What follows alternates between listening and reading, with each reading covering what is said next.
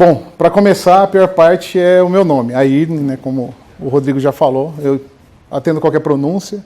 Na pior das hipóteses, fala Salvanha, que eu atendo também. Ou qualquer outro tipo de frase que você tente, eu estou disposto a atender. Seja lá quão parecido com o meu nome isso é. E para deixar bem claro aqui algumas coisas, alinhar algumas expectativas com vocês, primeiro, como o Daniel citou, eu também não sou nenhum expert em agilidade, não tenho nenhuma certificação ou as mais daí do mercado como o Daniel tem, eu só sou certificado SAFe, mas lido com isso todo dia.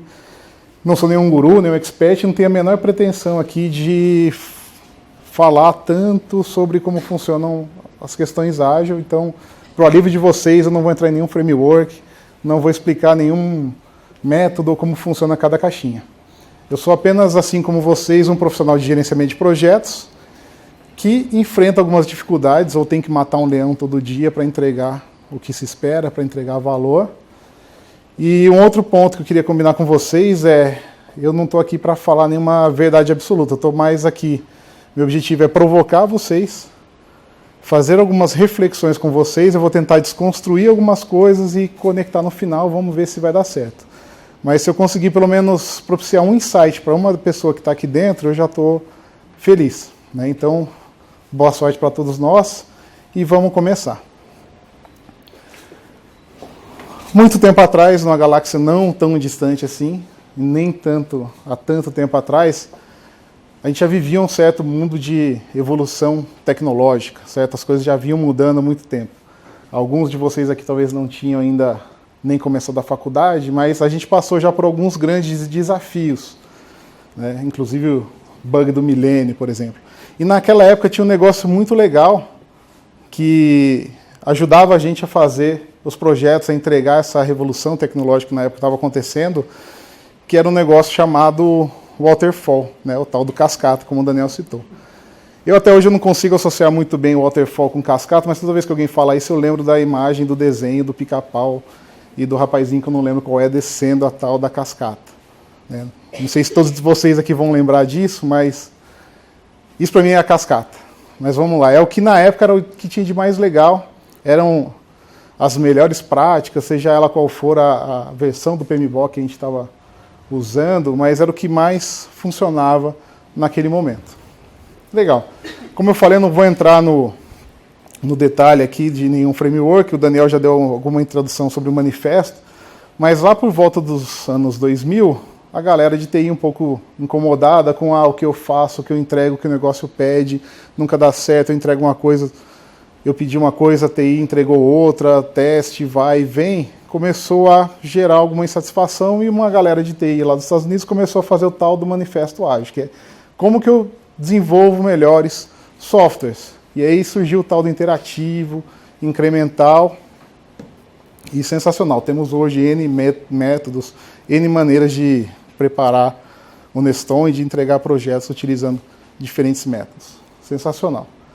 E aí a nossa vida enquanto profissional de projeto não está muito fácil, né? Desde então, são quase 20 anos de métodos ágeis, desde o manifesto, a gente vem passando por diversas fases. Vem essa figura muito comum aqui para falar de MVP, de produto mínimo viável, né, para exemplificar o que é o cascata em cima, que embaixo é agilidade.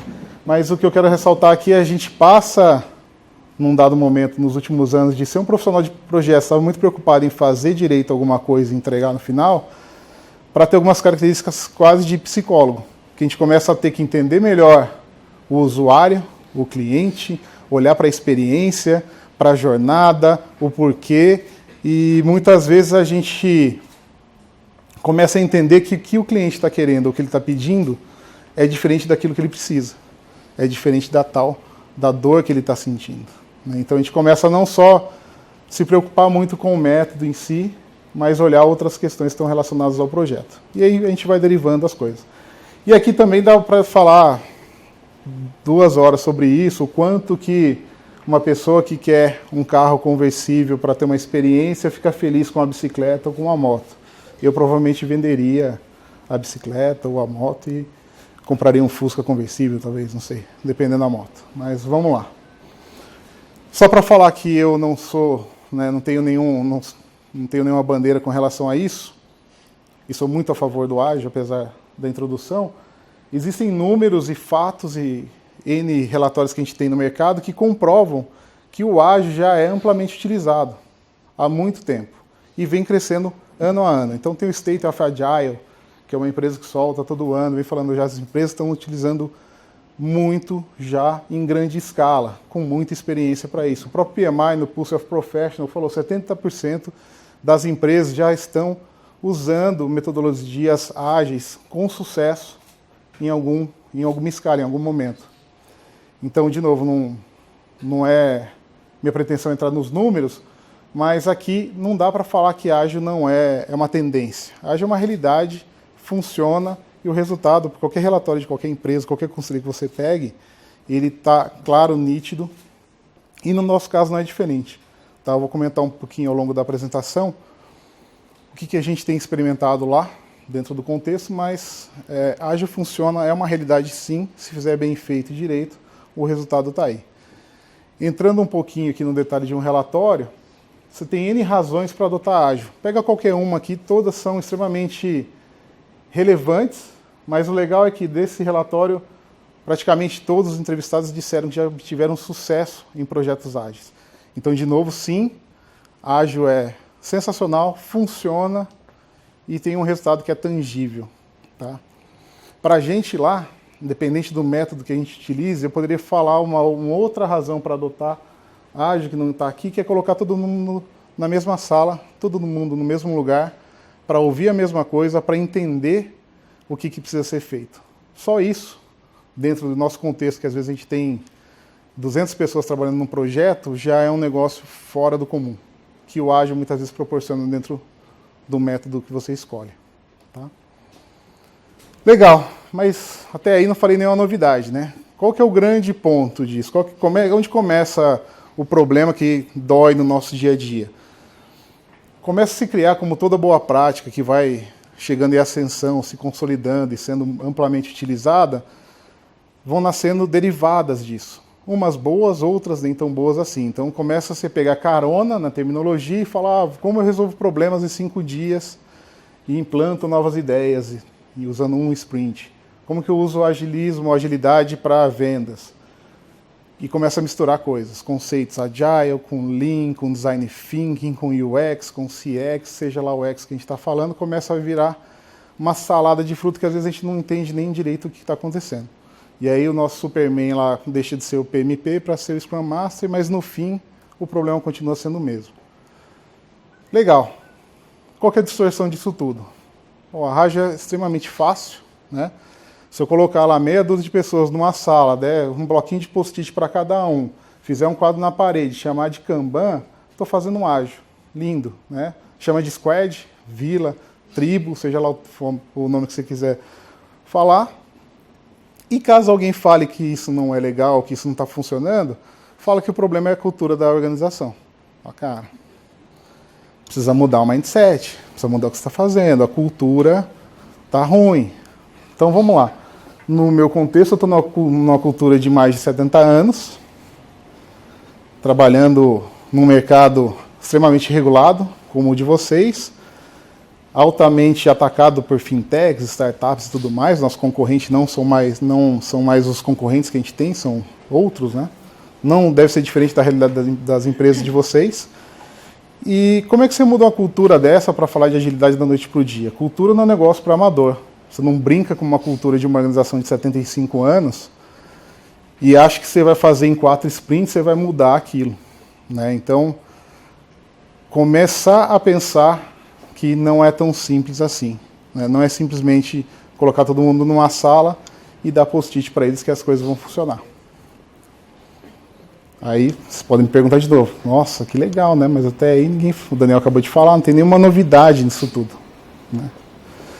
Qual que é o principal ponto aqui? Eu não vou puxar para a religião, mas puxar alguns conceitos para tentar provocar alguns insights aqui. Existe uma grande diferença entre ideia e ideologia, né? E é sutil. Então, ideia, pelo coach aqui da nossa esquerda, é algo que você tem, enquanto ideologia é algo que tem em você. Ideia é algo que eu tenho, ideologia é algo que tem em você. época de eleição, não vamos falar de direita e esquerda, mas existe sim uma polarização para a questão de quem é ágil, como o Daniel citou, quem é tradicional, então você é velho, você é antigo, ou você é novo, é millennium e está no agile.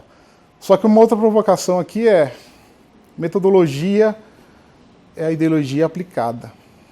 De novo, não quero falar nenhuma verdade, é só provocar uma reflexão aqui o quanto que isso impacta no nosso dia a dia. No meu caso, que trabalho num PMO, e sou PMO corporativo, quando eu chego num projeto, o cara olha para minha cara e fala, você é aquele cara do nome estranho, né? PMO. PMO, metodologia. Metodologia, burocracia. Bola vermelha, planejado, realizado.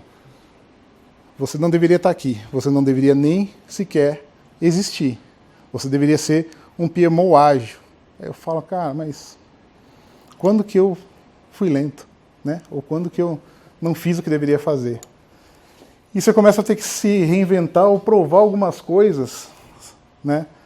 Para tentar sobreviver enquanto área que presta um serviço para uma organização, mas sem tentar criar muito embate, porque existe todo um movimento por trás disso com resultados. Então isso é importante também, como é que você lida dentro de uma cultura, entendendo que o novo tem que ser feito sim, a cultura tem que mudar sim, tem que evoluir, mas sem deixar de fazer a coisa certa.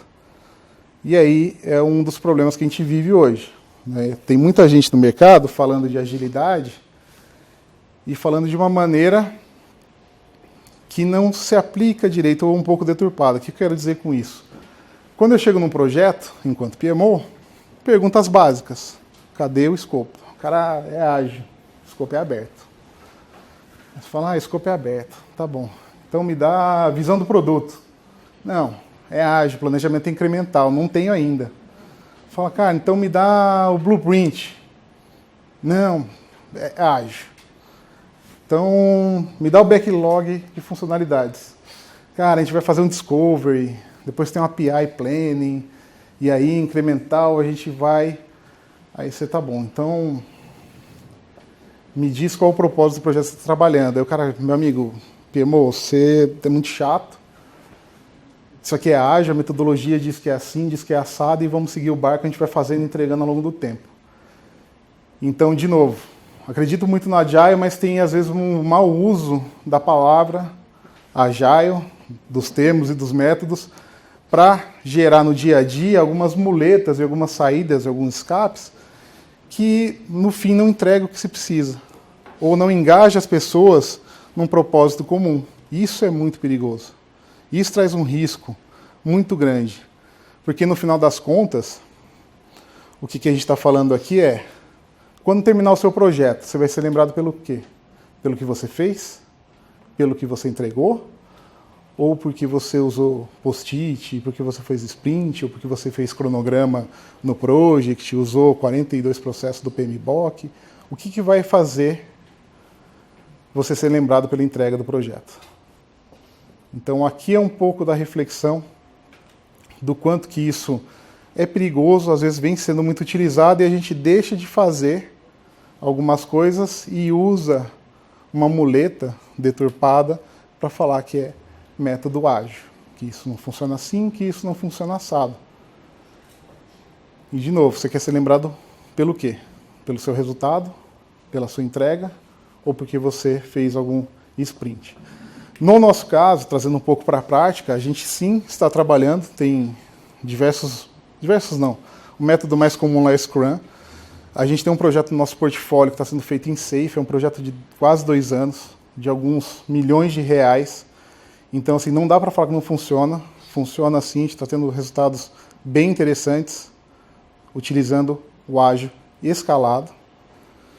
E aí, no mundo, no meio disso, você tem algumas situações que são interessantes, né? Você pega um PO, que é um cara de negócio, joga ele numa estrutura de Safe para participar de um API, mas, óbvio, por N motivos, e a culpa não é do método, esse cara tem que cuidar, às vezes, do dia a dia, tem que fazer um PowerPoint para a reunião de segunda-feira, e aí toda a sua agilidade, todos aqueles rituais acabam deixando de existir ou tendo algum comprometimento por isso.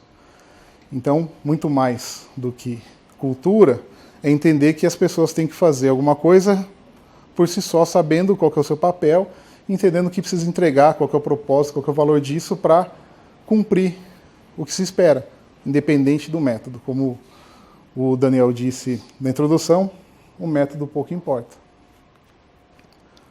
Tá, de novo, vamos falando, mas e daí? Indo um pouco mais para a prática, o que está muito chato hoje, eu chamo de gourmetização.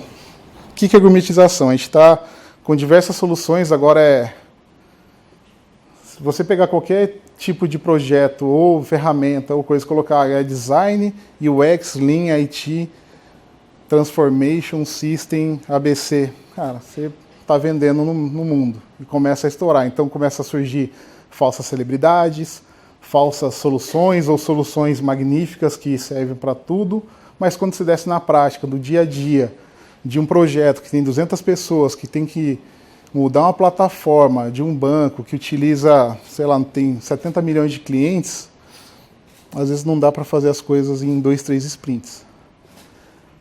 Não dá também para achar que é solução para tudo, porque o mundo é híbrido. Não tem como você pegar um cara de compras e falar, meu amigo, vem aqui, você que tem que contratar um fornecedor, um consultor, comprar uma plataforma, comprar equipamento, tem que fazer rodadas de negociação, tem que baixar preço, tem que entender tecnicamente o que está sendo comprado, validar tudo isso e salvar algum dinheiro nessa compra. Não dá para falar para o cara, vem aqui numa sprint, 2 e resolve esse problema. Ah, traz o amigo do jurídico também, porque ele vai ter que fazer a minuta, validar o contrato com o cara da empresa, e nem sempre isso se adequa a uma metodologia diretamente ou ágil no core. Então a gente vê sim sendo muito utilizado, sim não está sendo utilizado só na TI. Banco, por exemplo, a gente já utiliza e não é só em tecnologia que está, mas cuidado com a forma que está sendo colocado, cuidado com essa bandeira. Quando a gente se apaixona demais pelo método ou pela solução, isso vira uma ideologia, e aí você começa a perder um pouco do sentido da coisa, ou começa a perder um pouco a mão do que realmente você tem que fazer, né? E tem muita gente também cheio dos jargões, né, dos buzzwords.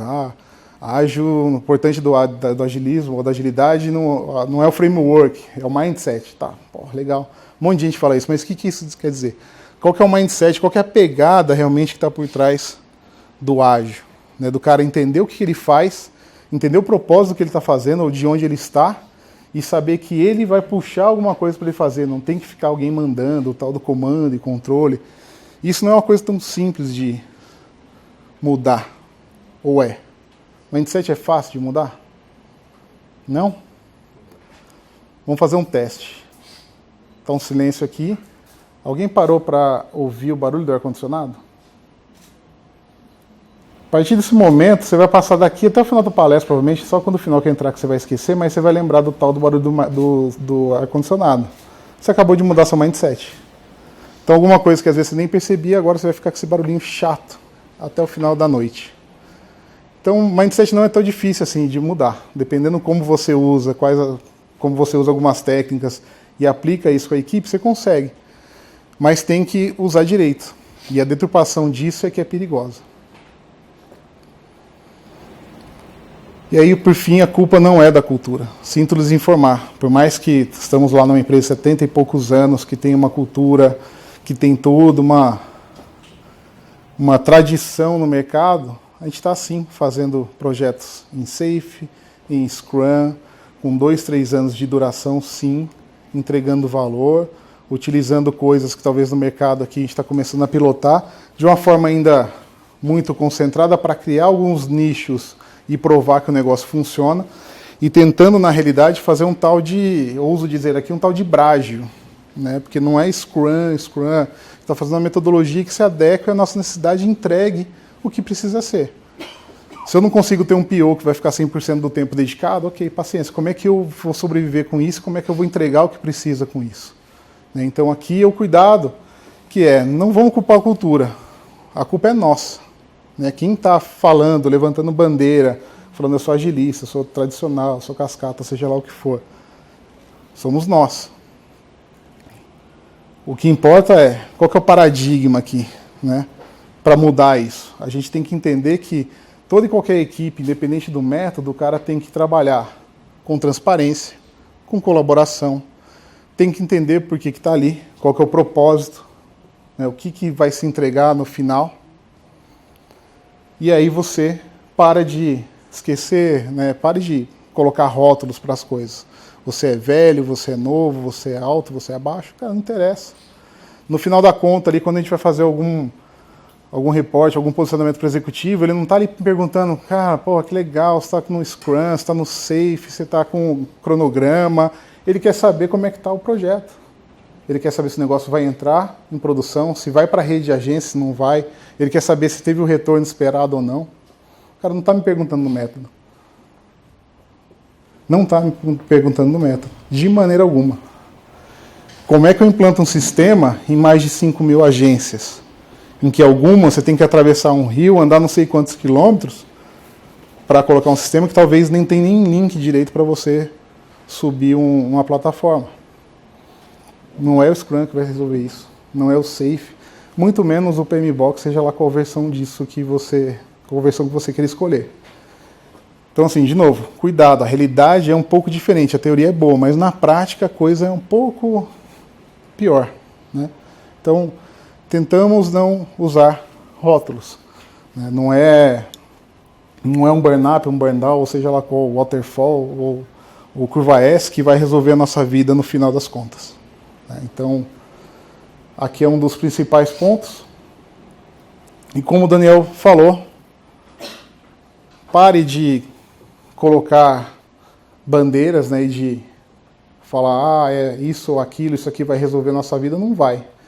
Então, assim, dentro do nosso PMO, puxando um pouco para o nosso dia a dia, a gente é um PMO totalmente sem bandeiras.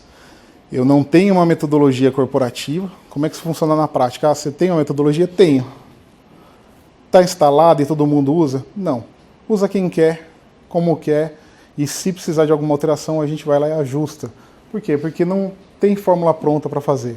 A gente está numa realidade de 55 departamentos, mais algumas ligadas, que fazem parte da holding, em que eu tenho um departamento com mais de 1.000 pessoas trabalhando.